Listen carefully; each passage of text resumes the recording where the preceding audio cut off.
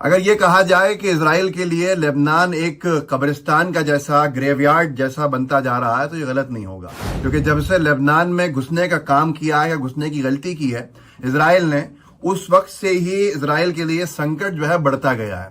आए दिन हर रोज इजराइल अब रोजाना अपने सैनिकों की मौत के ऊपर उनके साथ जो भी उनकी ऑब्ituary है वो जारी कर रहा है, उनके शोक संदेश जारी कर रहा है। और अब तो ये हाल हुआ है कि IDF यानी इजरायली डिफेंस फोर्स, इजराइल की वो सेना जो नरसंहारी सेना है, उसका जो चीफ है वो बाल बाल बचा है।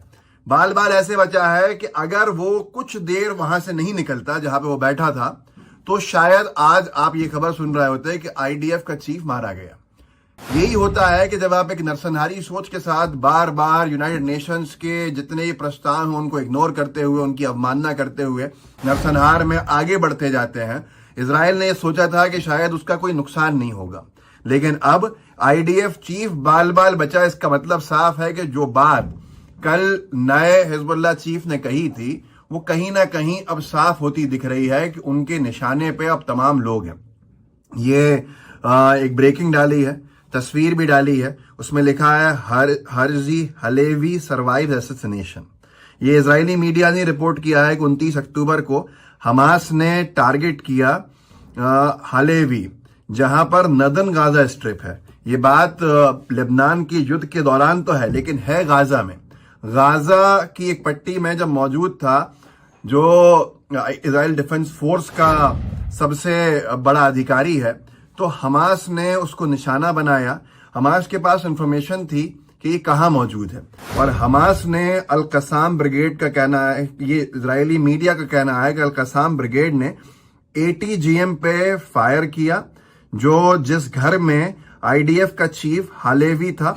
और हालेवी इसलिए सरवाइव कर गया क्योंकि 4 सोल्जर्स जो थे वो घोस्ट यूनिट के उसने मारे गए उस घर में। हालेवी वहां से निकल गया था, नहीं तो शायद कुछ देर अगर वो और होता तो साफ तौर के ऊपर इजराइल डिफेंस फोर्स का सबसे बड़ा अधिकारी वहां मारा जाता। इजराइल वो कीमत चुका रहा है इस पूरी गलती की जो उसने 1 साल नरसंहार किया है, बच्चों को मारा है, बेकसूर लोगों को मारा है, यूनाइटेड नेशंस के तमाम प्रस्तावों को ठोकर मार के आगे बढ़ने का काम किया है।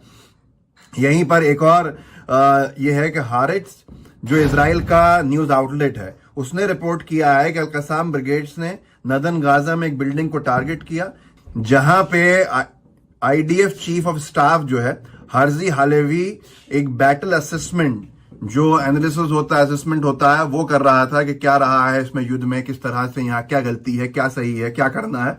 जैसे ही वो कुछ देर हुई थी उसको निकले हुए और उस बिल्डिंग को कोलैप्स कर दिया गया। वो बिल्डिंग कोलैप्स हो गई हमले से। तो आप सोचिए कि कितना ज्यादा माइन्यूट इंफॉर्मेशन हमास को और हिजबुल्लाह को है कि IDF चीफ का मूवमेंट भी साफ तौर के ऊपर सर्वेलेंस में है। तो इजराइल में जिस तरह के विरोध प्रदर्शन हो रहे हैं और अब लेबनान के साथ सीज फायर की बात चल रही है, ये साफ तौर पर बता रहा है कि इजराइल को झटके पे झटके पड़ रहे हैं। लेकिन बड़े गिरे हुए सैनिक हैं। मैं इसलिए कह रहा हूं कि जैसा इन्होंने गाजा में किया था, ऐसे ही इजरायली सैनिकों ने जो लेबनान के लोग जिस जगह पे से घर छोड़ के भागे हैं रेफ्यूजी कैंप्स की तरफ, उन घरों में घुसपैठ करके आप देखिए क्या हाल किया।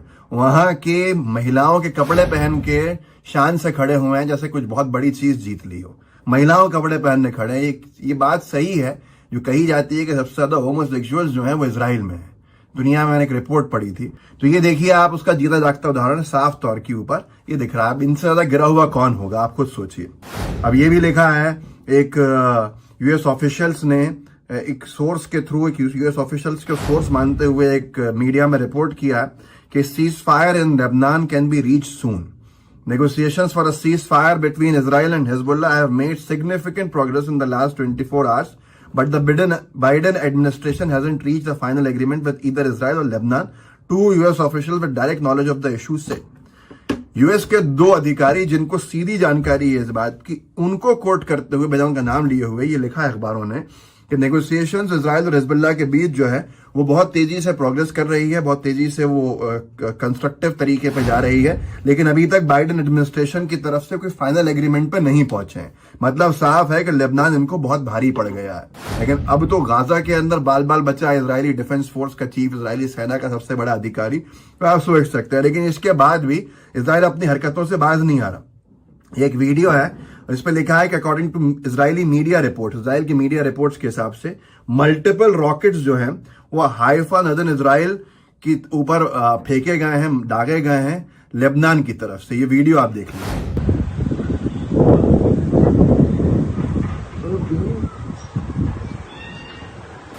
तो ये मंजर है ऑक्यूपाइड टेरिटरीज में लोगों का पलायन भी बहुत ज्यादा तेजी से बाहर हो रहा है। बहुत से लोग भाग रहे हैं यूरोप की तरफ, यूएस की तरफ। जिन लोगों को ग्रेटर इजराइल के सपने पे लाया गया था, अब वो वहां पे रुकने की क्या कोई गलती नहीं कर रहा है।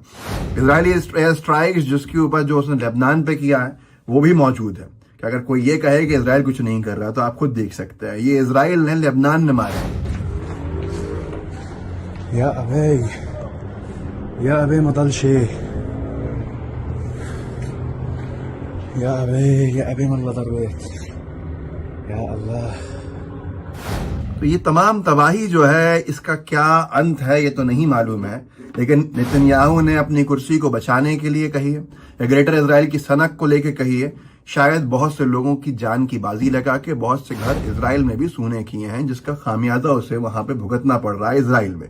लेकिन क्या बराबरी कर पाएंगे? कहाँ 40,000 बच्चों को मारने की बात, कहाँ इतने लाखों को बेघर करने की बात जो गाजा में की गई। तो ये तमाम चीजें हैं जो निरंतर आज तकलीफ में इजराइल को भी डाल रही हैं। लेकिन इजराइल ने जो 1 साल तकलीफ में डाला है और अब भी डाला हुआ है, वो गाजा को क्या होगा ये आप अंदाजा लगा सकते हैं।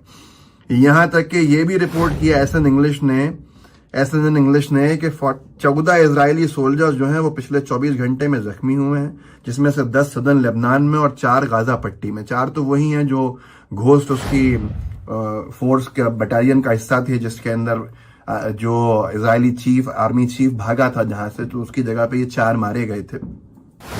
ये भी कहा है कि एक रॉकेट जो है ईस्ट ऑफ द क्रायोट में गया तो उसमें 13 इजरायली सैनिक जख्मी हुए हैं, जिसमें से 2 बहुत क्रिटिकल हैं। इजरायली मीडिया ने यह भी रिपोर्ट किया है कि उनका मेट्यूला में जो डेथ टोल है वो अब 6 हो चुका है, जो हिजबुल्लाह के रॉकेट जो दागे गए थे। अब ये तमाम चीजें हैं कि जिस पर अगर आप देखें तो बहुत सारी चीजें हैं, बहुत कुछ है।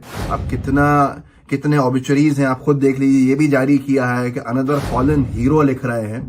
The IDF has release the name of an additional fallen soldier के एक और 31 साल का मास्टर सर्जेंट यडिडिया ब्लॉग मारा गया है इसमें। तो ये तमाम चीजें अब बहुत ज्यादा इजराइल की तरफ से आने लगी हैं। इस वीडियो को आगे बढ़ाइएगा और बताइएगा कि जंग में इजराइल को भी अब नुकसान बहुत हो रहा है, तभी सीज फायर की बात चल रही है। लेकिन कॉम्पेंसेट कोई नहीं कर सकेगा वो 1 साल चले हुए नरसंहार को जो अब तक जारी है। जय हिंद, जय भारत। द लाइव टीवी, सच सबसे आगे।